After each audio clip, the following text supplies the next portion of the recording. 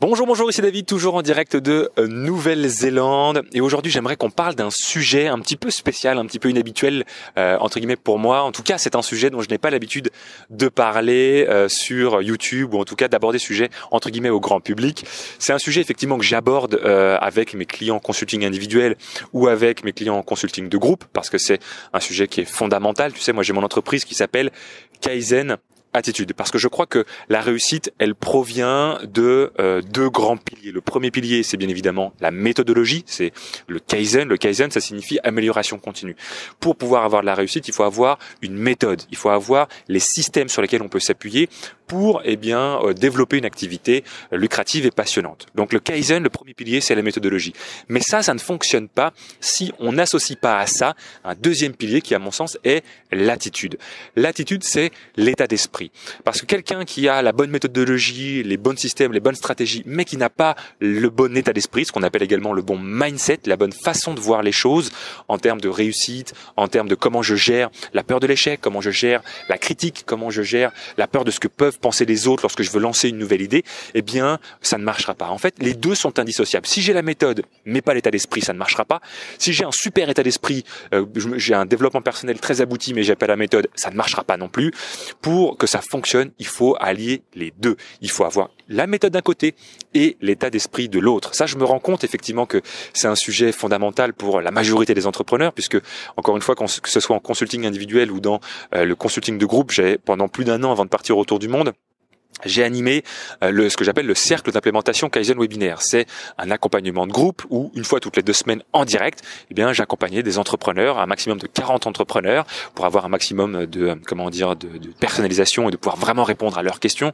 Je me suis rendu compte que les sujets qui revenaient au moins à 50%, c'était pas les problématiques techniques, c'était pas les problématiques de logiciels ou même de stratégie. Ça, c'était inclus dans les différentes formations auxquels ils avaient accès.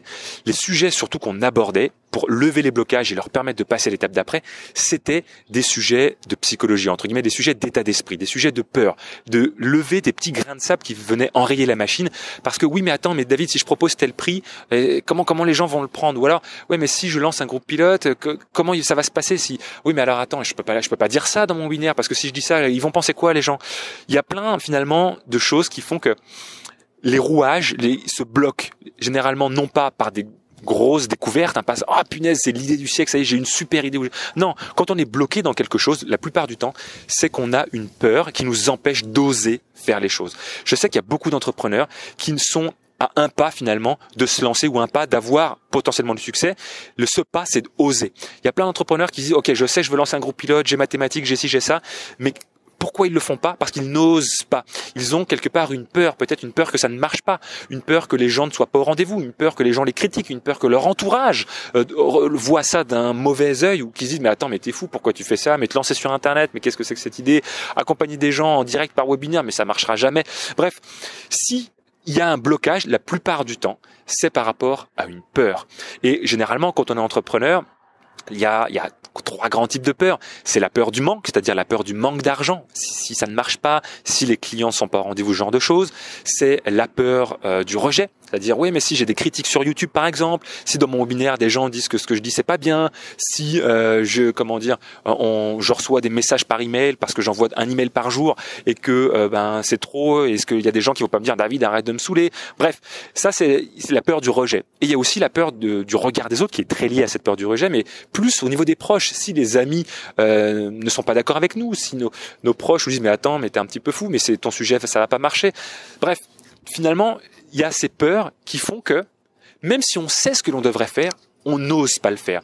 Et souvent, le pas qui nous sépare de notre réalisation personnelle, d'être bien là où on devrait être, l'endroit où on se réaliserait le plus, c'est la peur. Ce qui nous empêche d'aller vers nos rêves, ou en tout cas, pour prendre peut-être un mot un peu moins grand, mais en tout cas d'aller vers là où on sait qu'on devrait aller, c'est la peur. Peut-être que toi aujourd'hui tu es dans ce cas-là, peut-être que tu sais que tu devrais faire peut-être de la vidéo, mais tu n'oses pas faire de la vidéo parce que tu as peur de ce que les autres vont dire. Peut-être que tu sais que tu devrais faire un webinaire, tu as une liste email, tu n'as qu'une chose à faire, c'est envoyer une invitation pour inviter ta liste email à assister à un de tes webinaires, mais tu ne le fais pas parce que peut-être tu as peur que je sais pas, tu bafouilles en direct ou que tu sois pas suffisamment bon en webinaire. Mais je vais te dire une chose, pour devenir bon, quel que soit le domaine dans lequel tu veux évoluer, la meilleure moyen, c'est de s'entraîner, c'est de faire un premier qui sera peut-être pas le meilleur, mais au moins c'est de le faire. Puis le deuxième sera meilleur que le premier, puis le troisième sera meilleur que le deuxième, etc., etc. Si aujourd'hui finalement tu n'as pas les résultats, il y a de fortes chances, en tout cas c'est ce que je pense, c'est certainement que tu n'oses pas faire quelque chose. Et pose-toi, je t'invite vraiment à te poser la question, est-ce qu'il y a quelque chose qui aujourd'hui tu n'oses pas faire parce qu'il y a une certaine peur? Est-ce que peut-être tu sais que tu devrais appeler un proche ou tu devrais peut-être lancer une activité en parallèle de ton job actuel, mais tu n'oses pas le faire par peur de ce que pourrait penser ton compagnon ou ta compagne? Peut-être que tu sais que tu devrais monter tes prix, que t'es pas assez cher, mais que tu le fais pas par peur de ce que pourraient soit penser tes pairs, soit penser tes clients. Peut-être que tu sais que tu devrais te séparer d'un client justement. T'as un client qui n'est pas assez rentable pour toi, qui te prend trop de temps, et tu sais que tu devrais t'en séparer, mais tu n'oses pas le faire par peur de ce que pourrait te dire ton client. Peut-être que tu sais que tu devrais proposer des offres haut de gamme, proposer des offres à plusieurs milliers, voire dizaines de milliers d'euros, mais là encore, tu n'oses pas le faire par peur que les gens te disent non, par peur que les gens te disent que c'est trop cher, ou par peur que, là encore, d'autres personnes te critiquent. Eh bien, dis-toi que toutes ces peurs-là, elles sont normales. On passe tous par là. On est tous challengés finalement, quel que soit notre stade de développement, eh bien par des peurs. Tu vois, moi, il y a un sujet qui me challenge beaucoup. Autant je suis très à l'aise pour organiser un webinaire, moi c'est devenu un automatisme pour moi. Autant organiser un séminaire physique présentiel, ça me challenge toujours encore. En juillet 2017, j'ai organisé un bootcamp de 3 jours. J'ai adoré. Mes clients également ont adoré assister à ce webinaire, à ce séminaire, pardon. Et je sais que lorsque je rentrerai du tour du monde, c'est un axe de développement que je vais absolument créer. Je veux faire de plus en plus de séminaires physiques. Mais avant de lancer le séminaire, eh bien, je me suis posé plein de questions. Je me suis dit, tu vois, j'ai un peu la peur de l'anniversaire où les gens ne viennent pas. Ouais, mais si les gens ne m'aiment pas suffisamment ou n'apprécient pas suffisamment mon travail pour venir à mon séminaire, et si je lance un séminaire et que je vois que j'ai que 2 inscrits, alors que je loue une salle, que ça me coûte de l'argent, mais qu'est-ce que je vais faire? Comment ça va me passer? Et en réalité, c'est même pas question de l'argent, c'est question de prendre dans la face, entre guillemets, que des gens ne viennent pas. Finalement, c'est la peur du rejet qui était la plus présente en réalité. On passe tous par là. Et ce que j'aimerais te dire, c'est que cette peur, c'est normal de l'avoir. Le problème, c'est pas de ne pas avoir peur, ou en tout cas l'objectif, le challenge, c'est pas de ne plus avoir peur. Le challenge, c'est d'avoir les bonnes pratiques, le bon état d'esprit pour dépasser ces peurs. C'est de mettre en place des habitudes, des mécanismes internes pour se programmer à dépasser nos peurs. Moi, toute ma vie, il y a plein de choses qui m'ont fait peur. C'est pour ça d'ailleurs que j'ai pas eu de petite copine jusqu'à l'âge de 18 ans. Ça peut-être en faire rire certains, mais moi, la première fille que j'ai embrassée, j'avais 18 ans. Pourquoi? Parce que j'avais peur du non. J'avais peur du rejet. J'avais peur que lorsque je demande aux filles desquelles j'étais amoureuse quand j'étais plus jeune, j'avais peur qu'elles me disent non, tout simplement. Du coup, j'ai pas osé. Et finalement, ce que j'ai regretté, plus maintenant parce que ça y est, j'ai dépassé ça, mais ce que je veux dire, à l'époque, finalement, je m'en voulais. Pourquoi? Je m'en voulais parce que le problème, je me suis rendu compte plus tard, c'était pas qu'on me dise non. Le problème, c'était de ne pas être capable d'oser. C'était d'avoir peur, c'était de céder à la peur. C'était ça, finalement, le vrai problème. Et généralement, on a plus de douleur quand on a des regrets que quand on a des remords. C'est-à-dire que il vaut mieux faire les choses et rater. Moi, en tout cas, c'est comme ça que je me suis rendu compte que ça m'a permis de me développer. Il vaut mieux faire les choses et rater plutôt que de ne pas les faire. Ça crée plus de douleur de ne pas oser faire les choses que de se rendre compte qu'on les a fait, que ça n'a pas marché. On est plus fier de nous quand on fait les choses, même si ça ne marche pas, que quand on ne les fait pas du tout. Et ça, je sais que j'ai développé énormément de mécanismes parce que finalement, quand on a des peurs dans la vie perso, quel que soit le sujet, on agit de la même façon dans notre vie professionnelle. Je me suis rendu compte que quand j'avais peur de tendre le stylo, quand j'étais en face à face avec un client, quand j'étais commercial et que j'ai commencé mon activité de commercial, c'était en 2002, quand j'avais peur de tendre le stylo, eh bien c'était exactement la même peur que j'avais lorsque j'étais un peu plus jeune encore, où j'avais peur de demander à une fille de sortir avec moi. C'était la peur du non. Finalement, tu vois, cette peur-là, la peur du non, elle peut jouer sur plein de choses, que ce soit dans notre vie perso, dans notre vie pro, quand on est commercial. Ça peut être la peur du non. C'est tout à fait ce qui peut t'empêcher d'oser monter tes prix. Parce que tu as peur que tes clients te disent non avec ce niveau de prix plus haut. Et donc, ce qu'il faut finalement, lorsqu'on a cette peur du rejet, cette peur du non, cette peur de l'échec, cette peur du manque, toutes ces peurs qui nous freinent, eh bien, il faut développer une habitude, des mécanismes, des stratégies pour pouvoir dépasser ces peurs. Alors moi, comme je te l'ai dit, j'en ai eu plein des peurs. J'ai mis au point tout un tas de méthodologies pour dépasser mes propres peurs que j'enseigne jusqu'aujourd'hui uniquement au travers de mes coachings individuels comme mes coachings de groupe, tout un tas de programmations parce que finalement on réagit en fonction des programmations que l'on implémente quelque part dans notre façon d'agir au quotidien. Et ce que j'aimerais en fait, moi j'adorerais lancer prochainement une formation sur ce sujet-là pour aider les entrepreneurs qui souhaitent devenir ce que j'appelle les entrepreneurs de haut niveau. Parce que je crois que ce qui fait la différence, c'est un petit peu comme les sportifs. La différence entre un sportif moyen et un sportif de haut niveau, ça se joue rarement dans la technique. Ils ont tous la bonne technique, le bon revers, si on parle de tennis, le bon coup droit, le bon service. Ce qui fait la différence entre un Novak Djokovic et puis un joueur moyen, c'est l'état d'esprit. C'est la programmation, le fait qu'il va oser faire des choses que d'autres n'oseront pas faire. C'est le fait qu'il va oser finalement, tenter des choses, s'entraîner plus que d'autres. Bref, il va être dans la détermination beaucoup plus que d'autres qui n'oseront pas faire des choses parce qu'ils se laisseront certainement bloqués par des peurs. Un entrepreneur de haut niveau, pour moi, c'est le même principe. C'est un entrepreneur qui développe, au-delà de toute la partie méthodologique Kaizen, comme on en a parlé, il développe la bonne attitude. Il développe des stratégies pour dépasser la peur de l'échec, pour dépasser la peur du regard des autres, pour dépasser la peur du non, pour dépasser la peur de ce que pourraient dire les autres par rapport à sa posture, à son positionnement, pour dépasser finalement toutes les peurs qui sont tout un tas de petits grains de sable qui peuvent venir enrayer les machines. Encore une fois, le challenge, c'est pas de ne plus avoir peur. On aura tous et on aura toujours des peurs. Le vrai challenge, c'est d'avoir la capacité à dépasser la peur le plus rapidement possible, parce que tout ce qu'on désire, tous autant que nous sommes, elle se trouve derrière la peur. On le sait, tu le sais aussi bien que moi. Ce que tu désires, généralement, ça se trouve derrière une peur. Si tu n'as pas vraiment quelque chose que tu veux au plus profond de toi, c'est parce que tu as peur de faire quelque chose. Et moi, ce que j'aimerais, c'est t'aider à programmer finalement ton état d'esprit pour être capable le plus rapidement possible de dépasser tes peurs. Moi, j'ai développé des stratégies autour de 3 grands sujets. La peur du regard des autres, la peur de l'échec et le mindset de la vente. Le mindset de la vente, c'est une de mes grandes forces également, avec mes plus de 16 années d'expérience dans l'univers de la vente. C'est comment est-ce qu'on fait pour développer un mindset pour être à l'aise dans la vente. Comment est-ce qu'on fait pour développer le bon état d'esprit pour s'épanouir commercialement, pour avoir une démarche commerciale dans laquelle on se sent à l'aise, on se sent en totale intégrité, dans le respect mutuel, tout en étant performant.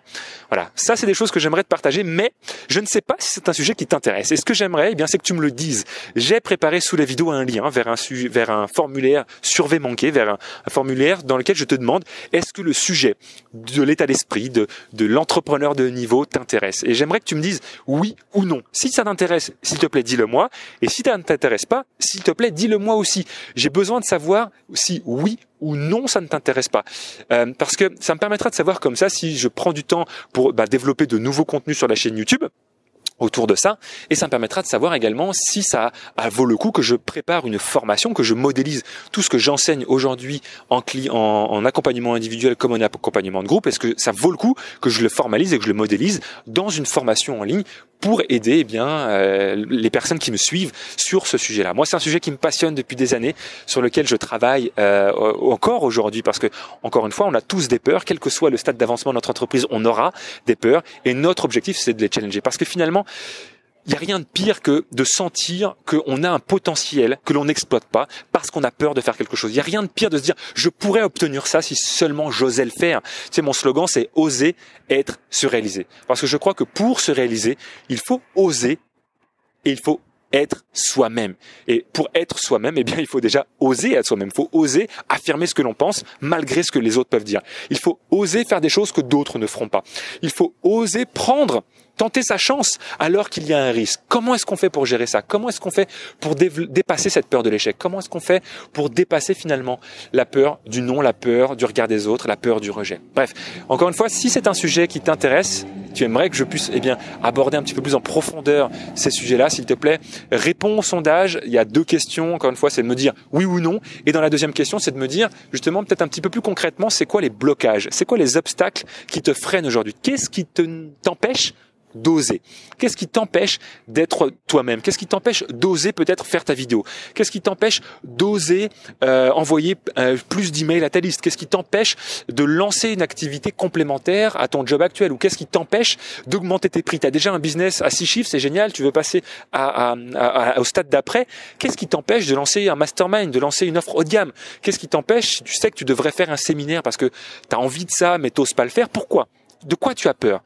Tu vois, j'aimerais vraiment savoir c'est quoi le fond de la pensée quelque part, l'histoire derrière l'histoire. C'est un sondage quelque part qui est totalement anonyme, donc tu peux vraiment te lâcher, me dire ce qu'il y a derrière, quelles sont tes peurs, quels sont tes blocages, tes frustrations, parce que ça m'aidera vraiment à préparer à la fois du contenu sur ma chaîne YouTube spécifique à ce qui t'intéresse et à ce qui te bloque pour t'aider à dépasser tout ça. Et c'est ce qui m'aidera bien évidemment également à préparer une formation si je vois qu'il y a une majorité des gens qui sont intéressés par le sujet. Ok, moi, j'espère que tu le sens. En tout cas, je te le dis, j'adorerais pouvoir créer une formation sur ce sujet-là. J'ai déjà plein d'idées, j'ai noté plein d'idées sur un cahier parce que c'est quelque chose que j'aborde vraiment à 50% du temps avec les gens que j'accompagne, aussi bien en individuel qu'en coaching de groupe. Et donc, je sais que c'est un sujet qui est fondamental. Maintenant, pour être sûr que c'est quelque chose qui vraiment t'intéresse, s'il te plaît, dis-le moi. Tu as le lien qui se trouve sous la vidéo. J'ai hâte de te retrouver dans la prochaine vidéo, et je vais annoncer d'ici 2-3 jours les résultats. Ok, je vais annoncer d'ici 2-3 jours si oui ou non c'est un sujet que l'on va aborder dans les jours à venir, ou si on reviendra sur des sujets plus, on va dire, terre à terre, de techniques de vente, de stratégie commerciale, de stratégie marketing et stratégie de prospection et autres. J'ai hâte de te reparler très vite dans un prochain contenu, et d'ici là, comme d'habitude, tu le sais, ose, sois toi-même et réalise-toi pleinement chaque jour.